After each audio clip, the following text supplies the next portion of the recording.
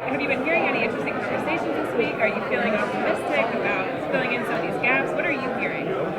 You know, I even had a conversation right in Wall Street at the New York Stock Exchange because earlier this week we launched the next generation also of sustainable stock exchanges and welcomed some new ones. But, you know, I think we all need to realize that the financial system we have, even though it doesn't look like it, particularly after the experience of the last few years, is actually something that we own, that is here to serve us and not we to be enslaved by it. And so, for example, the SDGs, these global goals, they require an extraordinary amount of investment.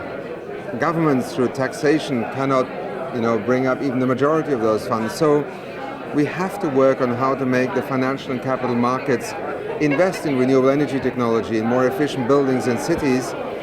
And I think it is beginning to dawn on many people, including those who are in this financial system, that, for instance, the assets just of banks are $135 trillion.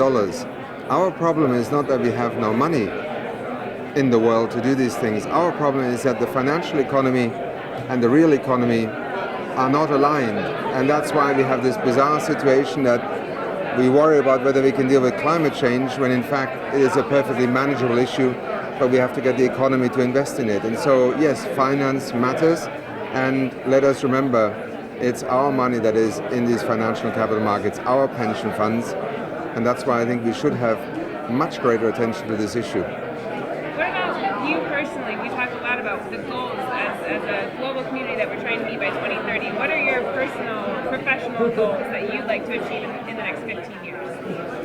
See, the SDGs to me are actually a moment of celebration. I've spent many years trying to bring the idea forward that environment is not something you put in the corner, you do after you've developed. I believe that environment is the foundation for economic progress, for social success also. And I'm happy this week because I see the environment now woven right through these goals. And that means when we talk about health, when we talk about industrialization, about urbanization, about gender equality, environment matters, and it's there. And this is a big breakthrough that we have achieved. Well, maybe that leads into, we report for international development professionals. I'm wondering if there are 3 quick things that you can name that every global development professional should know about climate change right now, according to you. Change the conversation from it is just a terrible thing that's happening to we can do something about it. Secondly, start taking sector by sector opportunities that you can deal with. Thirdly, don't let the public conversation be confused by a few people who for many reasons do not believe in it. Climate change is not a matter of whether you believe in it or you don't believe in it. It's a matter of understanding what we know and then being intelligent and acting on it and managing risks, and we're very good at that as human beings if we don't have ideologues and people who have other agendas trying to constantly create a sense that, oh, this isn't real. It's real enough for us to be worried about it, and the solutions are actually so good.